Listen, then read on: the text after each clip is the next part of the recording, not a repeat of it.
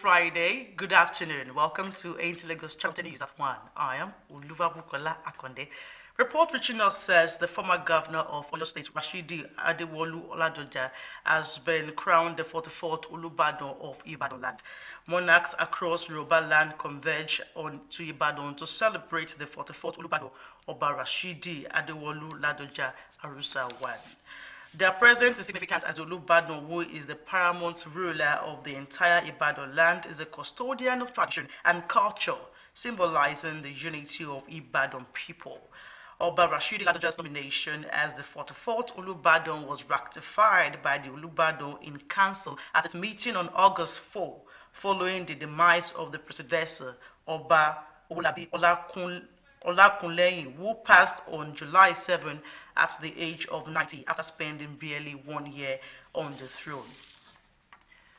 As part of the renewed agenda of President Bola Ahmed Tinubu, the federal government is tackling the plastic pollution crisis in the maritime sector through the Marine Litter and Plastic Action Plan, aimed at promoting a healthier marine environment in line with the global best practices.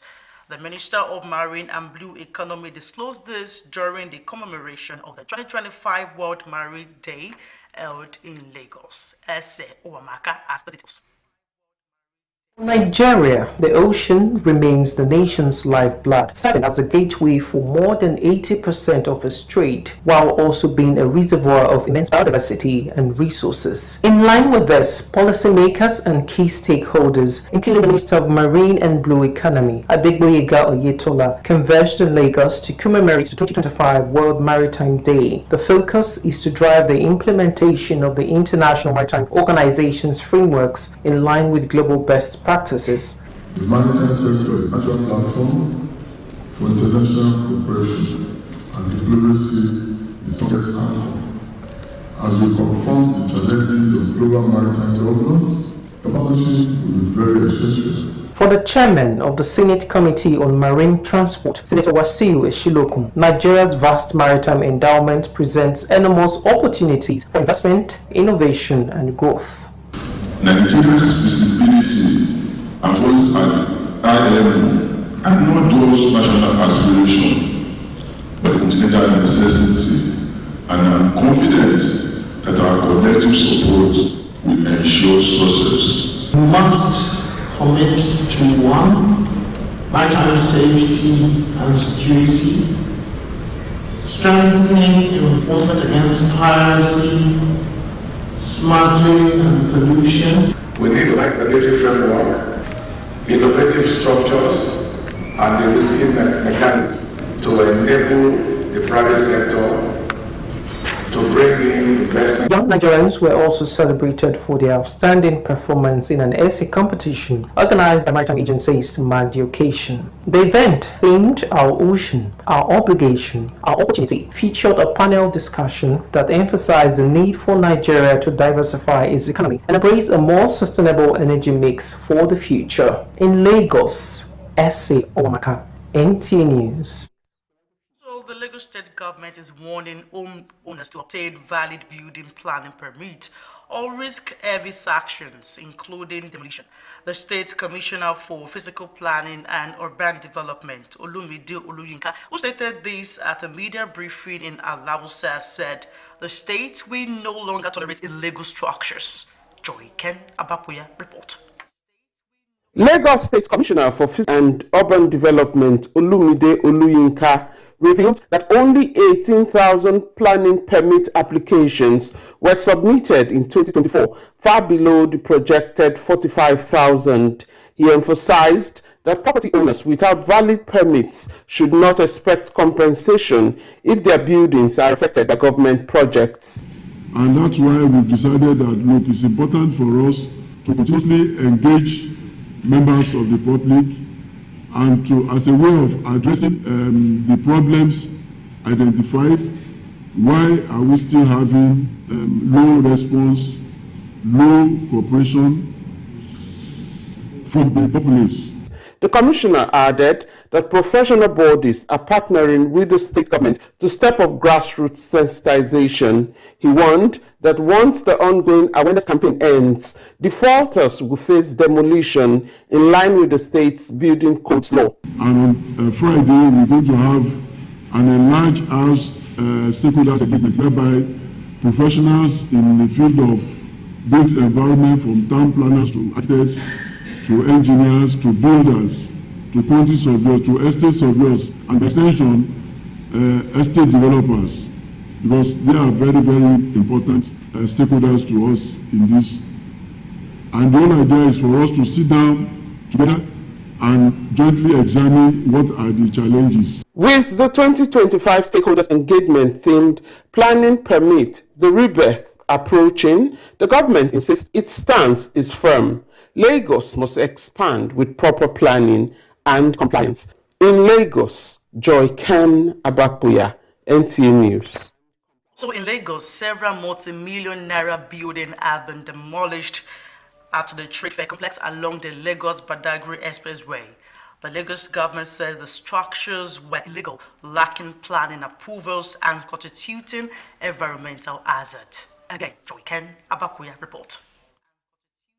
Exercise was carried out by the Lagos State Ministry of Physical Planning and Urban Development with heavy security on ground to forestall any resistance from traders. More than 10 buildings were affected, most of them belonging to traders and corporate organizations operating inside the complex. Lagos State Commissioner for Physical Planning and Urban Development, Oluyinka Olumide, said the action followed Governor Babajide Sanwo-Olu's directive to enforce compliance with state building regulations. The take home for today is that all development under construction must stop immediately. And within 1 week from now, we expect the authority to come to our office with their layout plan and the approval of buildings. No development will go on again. Any development that goes on after to without regularization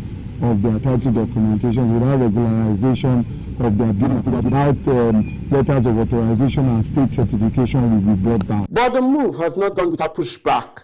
The executive director of the Lagos International Trade Fair Management Board, Vera Danusa, argued that the complex is federal property under the Ministry of Trade, Industry and Investment, and therefore outside the jurisdiction of the state government. We will meet after now to sit down and harmonize all these different divergent views and come up with a holistic point of view. We on our own, the management of Lagos International Trade Fair Assistant, headed by me, have been doing everything to make sure that the building specified to comply with the specification. Other buildings, including the administrative block of the complex, have also been marked unfit by the demolition team. In Lagos, Joy Ken Abakuya, NTA News. Trade fair preparations are ongoing as the Lagos Chamber of Commerce and Industry assures that this year's edition will go beyond buying and selling to promoting investment opportunities and deepening business dialogue across Africa. Our correspondent reports that this event is scheduled to hold for 10 days, starting from 7th to 16th of November 2025 at the Tafawa Balewa Square. Now the report.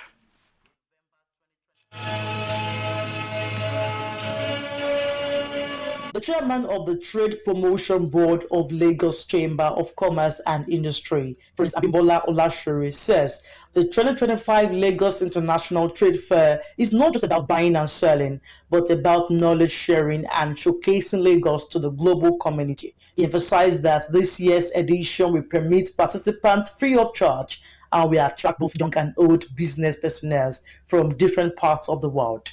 The 10-day event, he noted, is designed to consolidate investment opportunities and strengthens Africa's business dialogue. It was an attempt to start exposing children to the world of commerce. So the whole idea is, let's have a dedicated fair. Let's have one that now looks at secondary school students in particular, for them to start understanding what commerce is truly all about. So when we talk about the fair now, we'll have the physical fair, we'll now have the online version. So what that means again is that as far as we are concerned, LITF is not just for 10 days, it's an all year round event. What we've also done here is to extend the fair beyond the 29,000 square meters. We now have the marquee next door where we have the special affairs going on. Again, why have we done that? It's also another place where we can also take some of the people who are coming for the specialized fair. Sponsors noted that beyond the exhibitions, the fair will open doors of opportunities for individuals across various sectors of influence. When we do this support work, it is not just about days of trade fairs. We work to support business support organizations, like in Nigeria, the Nigerian Export Promotion Council, Nigerian Investment Promotion Council, work with the NASIMA, amongst others, to support them to support the private sector. The 2025 Lagos International Trade Fair, organized by the Lagos Chamber of Commerce and Industry, is scheduled to hold from 7th to 16th of November at the Tafawa Balewa Square, Lagos. Watching news on Nta Lagos Channel 10. Now let's take a break. After the short time out, the news continues. Please stay tuned.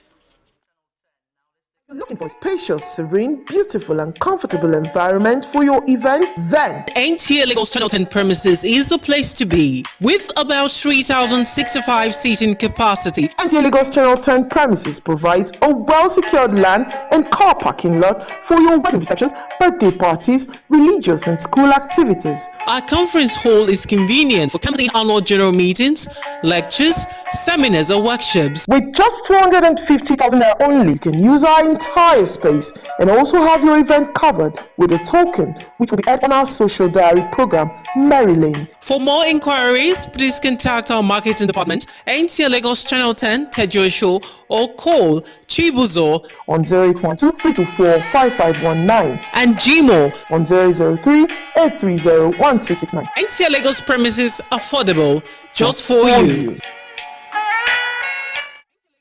Back, and if you're just joining us, you're watching Nta Lagos Channel 10 News.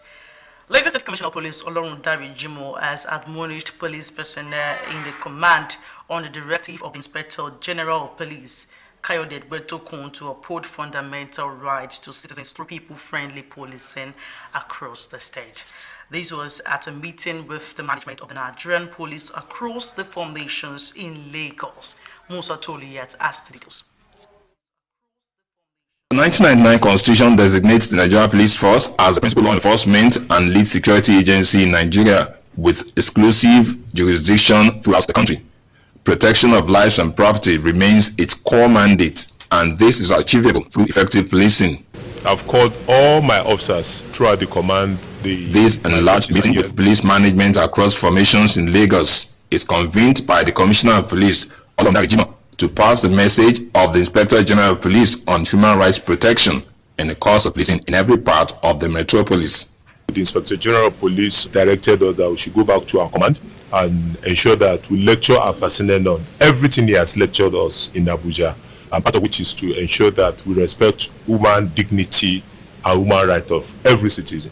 And when we carry out our responsibilities such as crime prevention and control in the area of stop and search, in the area of preventing crimes and another area of detecting crime, that we do it with human face. Stopping people on the road and asking them to open their phone is prohibited. CP Jimoh also sheds light on impending enforcement of vehicle tinted glass and recent mob action that led to the death of a dispatch rider on Lagos Island. We are investigating the Samsudeen Oladiti for the act of murder that he has committed and for all other violent crime that he has committed within the Lagos Island. He is currently in detention at the State CID Panti. The enforcement of the tinted glass permit will commence on the 2nd of October 2025. The Inspector General of Police directed us as Commissioner of Police throughout the country that this enforcement should not be used as a means of extortion against the members of the public. He reassured residents that Lagos will soon have a reformed police personnel that places premium on fundamental rights of citizenry in the state. In Lagos, Musa Toyat, NTA News. The National Union of Electricity Employees under the Transmission Company of Nigeria, TCN, has suspended its strike following the intervention of the federal government. The truce was reached at an emergency meeting convened by the Minister of Power and officials of the Federal Ministry of Labor and Employment, the management of TCN, the Nigerian Independent System Operator, NISO, the National Union of Electricity Employees, and the Senior Staff Association of Electricity and Allied Companies. After hours of meeting, all sides agreed to key resolutions that paved the way for the suspension of the industrial action. The union accepts the minister's appeal to review the report of a standing committee by October 6 to 7, 2025 for implementation to begin later in the same month. Also, CCN and NISO will jointly evaluate the financial implications of the committee report and prepare an implementation plan for presentation to the Minister of Power and the unions. In addition, both unions and management are expected to reconvene in another meeting to resolve outstanding issues. The Nigerian Electricity Regulatory Commission is also directed to expedite its review of tariffs to enable smooth implementation of the agreement. And that concludes the news. Please do join us again at 7 p.m. for more. Thanks for staying with us. I am Oluwabukola Akonde. Good afternoon to you.